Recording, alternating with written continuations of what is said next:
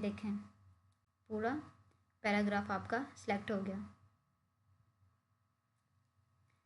तो ये तो होगी बहुत बेसिक्स चीज़ें। अब इसके बाद हम ये देखते हैं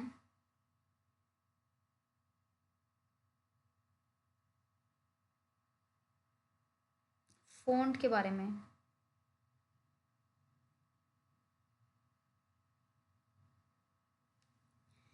अब ये इस फ़ॉन्ट से पहले आप इसकी ना एक अलाइनमेंट चेक करें। ये मैंने पैराग्राफ सेलेक्ट किया, इसका सेलेक्ट करने का क्या तरीका पे होता है कि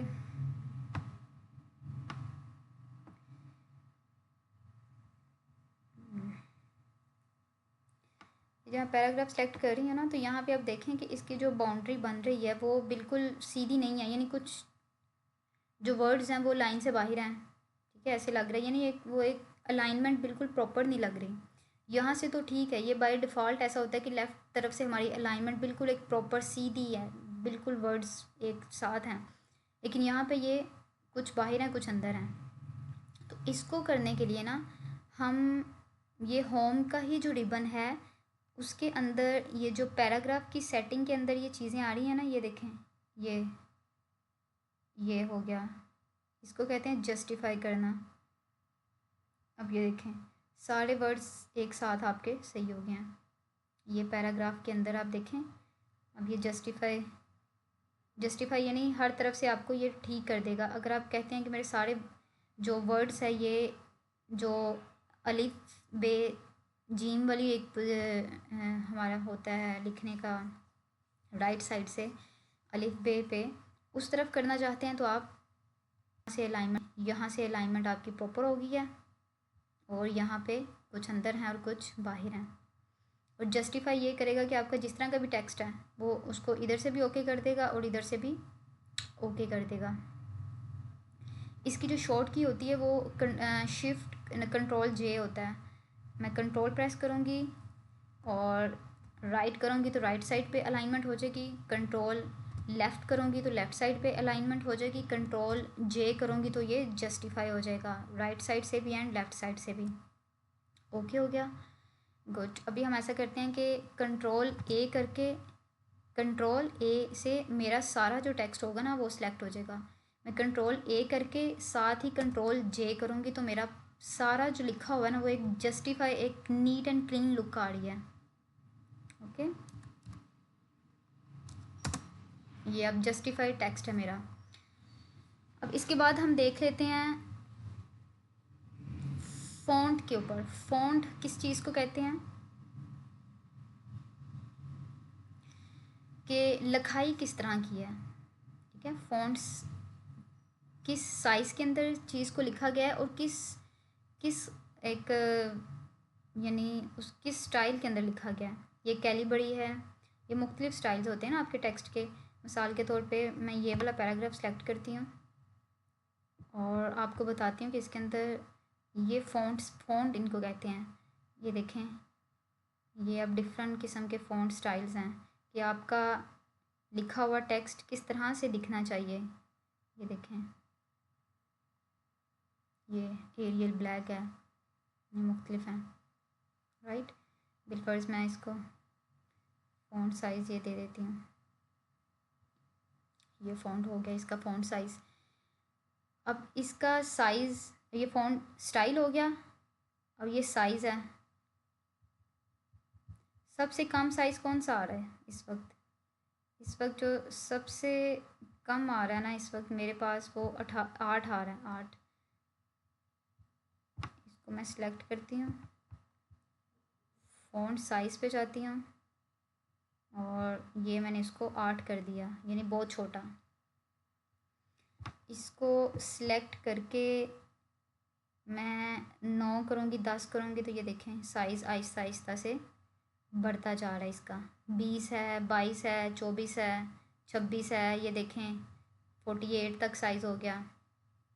अब इसमें एक चीज़ जो अक्सर लोगों को नहीं पता होगी और ये एग्ज़ाम्स के अंदर पूछा भी जाता है इसके बारे में कि इसका, अगर मैं आपसे सवाल करूँ कि इसका फ़ॉन्ट साइज़ आप 21 कर दें तो आप कैसे करेंगे।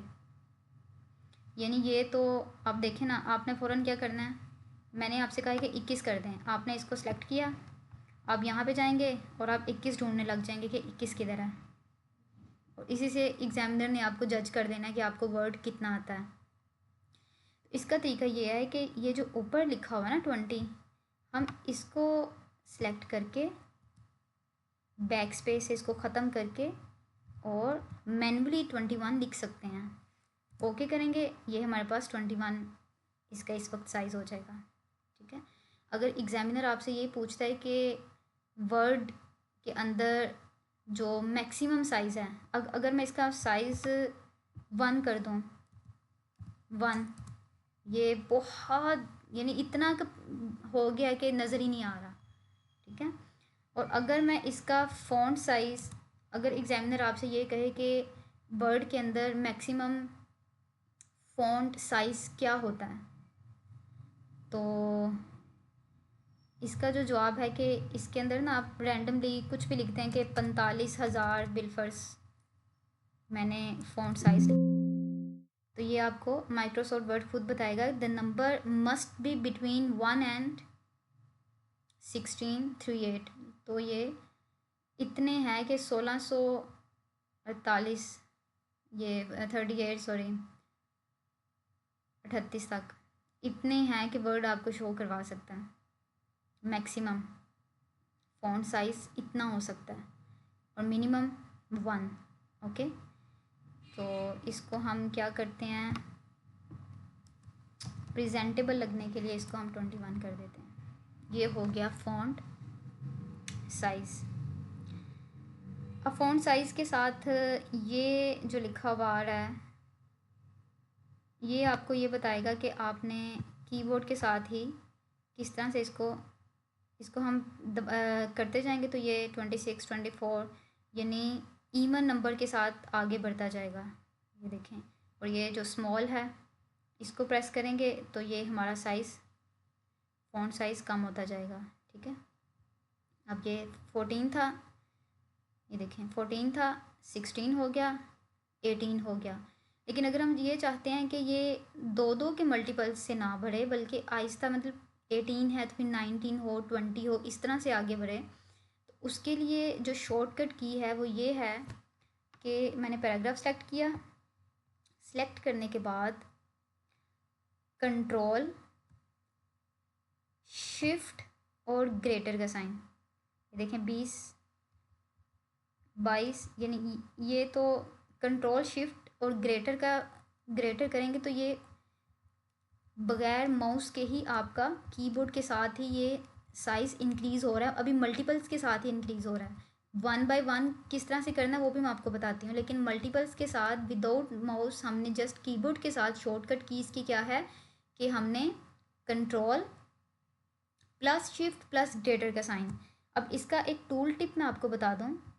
अब टूल टिप ये देखें, अगर आप सिर्फ इसके ऊपर माउस लेके जाएंगे ना, अपना कर्सर एरो सॉरी, तो ये नीचे लिखा हुआ आ रहा है कि grow font control plus greater का साइंस। ठीक है, अब ये चीज़ इसको कहते हैं टूल टिप, यानी आपको शॉर्टकट की जो लेटेस्ट वर्जन्स हैं वर्ड के वो खुद ही आप एरो लेके जाएंगे तो आपको बता देंगे कि हमने अगर इसका शॉर्टकट की है तो वो ये देखें, हम इसके ऊपर मैंने एरो रखा हुआ है तो उसने बता दिया कि कंट्रोल और ये लेस देन का साइन। अगर हमने बोल्ड करना है तो कंट्रोल प्लस बी का साइन। ये जहाँ पे भी एरो रखेंगे वो आपको उसका शॉर्टकट की बता रहा है। कंट्रोल प्लस राइट, आपकी अलाइनमेंट राइट तरफ हो जाएगी। अब ये तो हो गया कि हमने ये किया, और कंट्रोल, अब यहाँ पे जो बात मैं आपको बता रही हूँ कि ग्रेटर देन का साइन शिफ्ट के बगैर नहीं यूज़ होता, तो हमने ग्रेटर देन का साइन यूज़ करने के लिए यहाँ पे टूल टिप के अंदर तो यही लिखा हुआ कि कंट्रोल प्लस ग्रेटर देन का साइन, लेकिन आपने क्या करना है control plus shift plus greater than का साइन एंड लेस देन का साइन, उससे आपका जो फॉन्ट साइज़ है वो चेंज हो रहा है। लेकिन अगर हम चाह रहे हैं कि एक एक करके चेंज हो तो उसके लिए हमने क्या करना है कि कंट्रोल शिफ्ट और ये जो ब्रैकेट का निशान होगा ना, कंट्रोल कंट्रोल के साथ हमने ये जो ब्रैकेट का निशान है, जो पी लिखा हुआ ना कीबोर्ड के ऊपर, P alphabet P O P, उसके साथ आपको नज़र आएगा ये जो बड़ी ब्रैकेट जिसको हम कहते हैं, बड़ी ब्रैकेट या दरमियानी ब्रैकेट, उसको हम करते जाएंगे तो ये 18 देखें ऊपर, फ़ॉन्ट साइज़ चेक करें, 18 है, फिर 19 हो गया, 20 हो गया, 21 हो गया, 22 हो गया। अब ये एक एक करके बढ़ रहा है, पहले जो मल्टीपल्स के साथ हो रहा था अब वो 1 बाय 1 हो रहा है। तो ये तो हमने कर लिया। अब यहाँ पे आप देखें कि ये फ़ॉन्ट स्टाइल हमने समझ लिया, फ़ॉन्ट साइज़ हमने देख लिया, ये हमने इंक्रीज़ कैसे करना है, डिक्रीज़ कैसे करना है। अब इसके साथ ये जो एक चीज़ है ना, इसको कहते हैं क्लियर फॉर्मेटिंग। इसका ये मतलब होता है कि आपने अपने पेज के ऊपर जो कुछ भी किया हुआ है, इसको अगर आपने चेंज करना है ना, अब इसको दबाएंगे तो वो डिफ़ॉल्ट पे आ जाएगा। ठीक है, जितनी आपने उसके ऊपर जो बनाव संगार किया हुआ था, जोन जोन सी आपने फॉर्मेटिंग उसकी की हुई थी, वो सारी चेंज होके जो डिफ़ॉल्ट कैलिब्री 11 साइज़ था वहाँ उस पर आ गई है। ओके, हो गया क्लियर फॉर्मेटिंग। अब इसका एक क्लियर फॉर्मेटिंग का जो शॉर्टकट की है वो होता है कि कंट्रोल और स्पेस। स्पेस, ये जो स्पेस वाला बटन होता है ना कीबोर्ड पे, थोड़ा बाकियों के कंपैरेटिवली जो थोड़ा बड़ा होता है, उसको दबाएंगे तो आपकी फॉर्मेटिंग क्लियर हो जाएगी। ठीक है, तो अभी तो मैं फॉर्मेटिंग क्लियर करने की बजाय वही साइज़ रखूँगी ताकि अंडरस्टैंड करना आपको इजी हो जाए। इसको मैं कैलिब्री में कर देती हूँ। ठीक है, बल्कि मैं सारा कंट्रोल ए से सिलेक्ट करके इसको सिंपल कैलिब्री में करती हूँ, फ़ॉन्ट साइज़ 22 रख के। और इसकी अलाइनमेंट मैंने ठीक सेट नहीं की हुई, अलाइनमेंट हम इसकी राइट साइड पे कर देते हैं, बल्कि इसको हम जस्टिफाई ही कर देते हैं।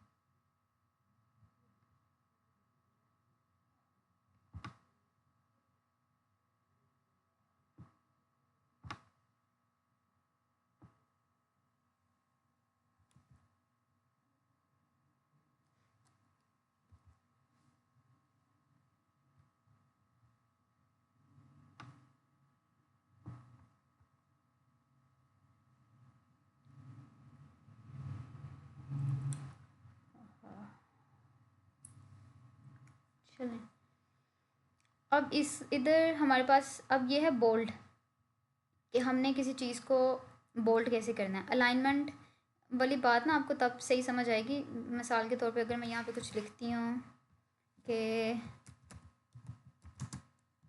Today is our first class, इसको मैं जब दरमियान में करूँगी ना तो ये आपको चीज़ ज़्यादा